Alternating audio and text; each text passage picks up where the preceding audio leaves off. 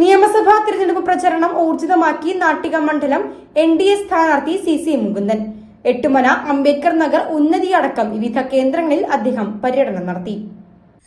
NDA സ്ഥാനാർത്ഥി CC Mukundan Sivapuram ഉന്നതിയിൽ നിന്നാണ് ഞായറാഴ്ച തെരഞ്ഞെടുപ്പ് പ്രചരണത്തിന് തുടക്കമിട്ടത്. രാവിലെ ശിവപുരം ഉന്നതിയിൽ നിന്ന് ആരംഭിച്ച പര്യടനം ശാസ്താംകടവ് ഉന്നതി, ഹാഷ്മി നഗർ ഉന്നതി എന്നിവിടങ്ങളിലെ പര്യടനങ്ങൾക്കുശേഷം എട്ടുമന, അംബേദ്കർ നഗർ ഉന്നതിയിലെത്തി. ഊഷ്മളമായ സ്വീകരണമാണ് NDA സ്ഥാനാർത്ഥി CC മുകുന്ദന് പ്രവർത്തകർ നൽകിയത്. മുഴുവൻ കേന്ദ്രങ്ങളിലും അദ്ദേഹം വോട്ടർമാരെ നേരിൽ കണ്ട് വോട്ട് അഭ്യർത്ഥന നടത്തി.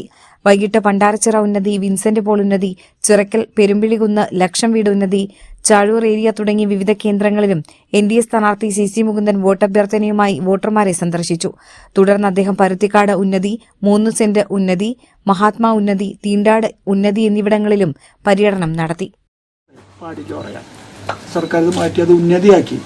ഉന്നതിക്ക് നമ്മൾ 1 കോടി രൂപയുടെ ആ ബഡ്ജറ്റിൻ്റെ അകത്ത് എഴുതി തയ്യാറാക്കി വെച്ചിട്ടുണ്ട്. അത് ഘട്ടം ഘട്ടമായി ഇവിടെ ഉദ്യോഗസ്ഥന്മാർ വന്നിട്ട് പരിശോധിച്ച് ഓരോ വീടിൻ്റെ കണക്കെടുത്തിട്ട് ഓരോ വീട്ടുകാർക്ക് ഇത്ര വീടിൻ്റെ അപകടസ്ഥിതി നോക്കിയിട്ട് മാറ്റിയെടുക്കുന്നതിന് വേണ്ടി നടപടി സ്വീകരിക്കും.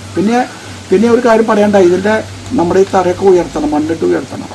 അപ്പോൾ നിയമസാധ്യതകളുമായി ബന്ധപ്പെട്ടുകൊണ്ട് നമ്മുടെ അങ്ങനെയാണ് മണ്ണിട്ട് ഉയർത്താൻ കഴിയാവുന്നത്. മണ്ണടിക്കണമെങ്കിൽ സർക്കാർ നിയമം കൊണ്ടുവരണം, കളക്ടർ അനുവദിക്കണം, അതുപോലെ തഹസിൽദാർ അംഗീകരിക്കണം. അപ്പോൾ അതിൻ്റെ നേരത്തിൽ അന്മജയുടെ ഫണ്ട് വരുന്ന പക്ഷം നമുക്ക് ഈ സ്ഥലം റോഡിൻ്റെ ഒപ്പം ഉയർത്തണം. അങ്ങനെയല്ലേ എൻ്റെ മനസ്സിലുള്ളതാണ്ട്, എൻ്റെ മനസ്സിലാണെന്ന് എനിക്കറിയില്ല.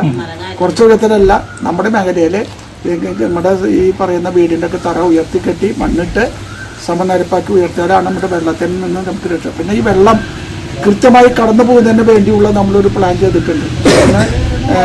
ചാലിയിലേക്ക് വെള്ളം വിടാനുള്ള ആവശ്യത്തിന് തടസ്സങ്ങളൊക്കെ നീക്കുകയാണെങ്കിൽ വെള്ളമൊക്കെ വടക്കോട്ട് ഇറങ്ങിപ്പോക്കോളും. നമ്മുടെ നമ്മബന്ധ വഴിയാണ് ഈ വെള്ളം പോകുന്നത്.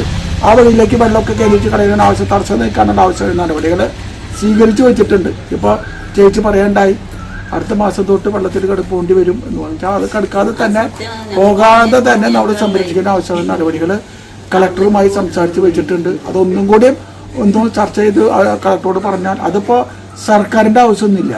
ഇനി ഞാൻ ഭരണം ജയിക്കണമെന്നൊന്നുമില്ല. അത് കളക്ടറായി സംസാരിച്ച് ബന്ധപ്പെട്ട നമുക്ക് വെള്ളം കളയുന്നതിന് ആവശ്യമായ നടപടി സ്വീകരിക്കാം. പിന്നെ